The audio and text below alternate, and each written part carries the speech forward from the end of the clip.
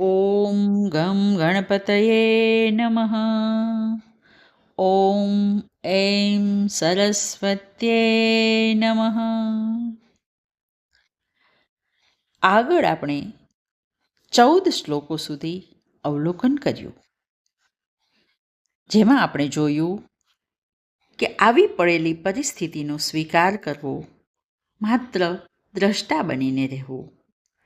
આ જ વાતને વધુ દ્રઢ કરતા આગળના શ્લોકમાં ભગવાન કહે છે, યમ હિ ન વ્યથયન્ત્યેતે પુરુષમ પુરુષર્ષભ સમ દુઃખ સુખમ ધીરમ સોમૃતત્વાય કલ્પતે.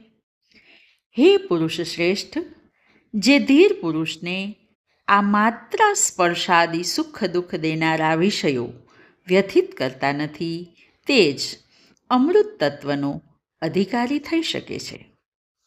અહીં અર્જુનને માટે પુરુષર્ષભ એવું સંબોધન થયું છે. તેની સંધિ કરીએ તો પુરુષ વત્તા ઋષભ. અહીં પુરુષ એટલે દેહમાં રહેનારો જીવાત્મા અને ઋષભ એટલે શ્રેષ્ઠ, અર્થાત બધા પુરુષોમાં શ્રેષ્ઠ. કારણ કે ભગવાનના શ્રીમુખે ગીતા જ્ઞાન મેળવવાનો અધિકારી બન્યો છે. અને જે મહાપુરુષને આવા માત્ર સ્પર્શા સુખ દુઃખો દેનારા વિષયો સ્પર્શ કરતા નથી, અર્થાત તે ધીરજપૂર્વક તેને શાંતિથી સહન કરી લે છે, એવો ધીર પુરુષ જ અમૃત તત્વનો અધિકારી બને છે. વળી આગળ ભગવાન કહે છે, ના સતો વિદ્યતે ભાવો ના ભાવો વિદ્યતે સત ઉભયોરપી દૃષ્ટોંતસ ત્વન્નયાંસ તત્વદર્શિભિઃ. યાની અસતનું અસ્તિત્વ નથી અને સતનો અભાવ નથી. આ બંનેનું સત્ય તત્વદર્શીઓએ નિહાળ્યું છે. સંસારને આપણે એક જ વાર જોઈ શકીએ છીએ, બીજી વાર નહીં. કારણ કે સંસાર પ્રતિક્ષણ પરિવર્તનશીલ છે. આથી એક ક્ષણ પહેલાં વસ્તુ જેવી હતી તેવી બીજી ક્ષણે નથી રહેતી. જેવી રીતે સિનેમા જોતી વખતે પડદા ઉપર દ્રશ્ય સ્થિર દેખાય છે, છતાં વાસ્તવમાં તે પ્રતિક્ષણ પરિવર્તન પામતું રહે છે, જેને આપણી આંખો પકડી શકતી નથી.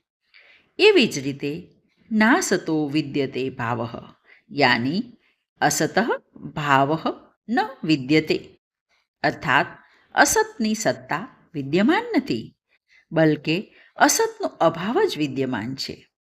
અને ના ભાવો વિદ્યતે સતઃ યાની સતઃ અભાવ ન વિદ્યતે, એટલે કે સતનો અભાવ વિદ્યમાન નથી, બલકે સતનો ભાવ જ વિદ્યમાન છે.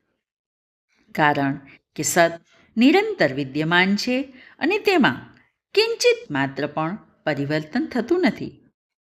તેથી પરમાત્મા તત્વનો ગમે તેટલો તિરસ્કાર કે ઉપેક્ષા કરીએ તો પણ તેનો અભાવ કોઈ ક્યારેય કરી શકતું જ નથી.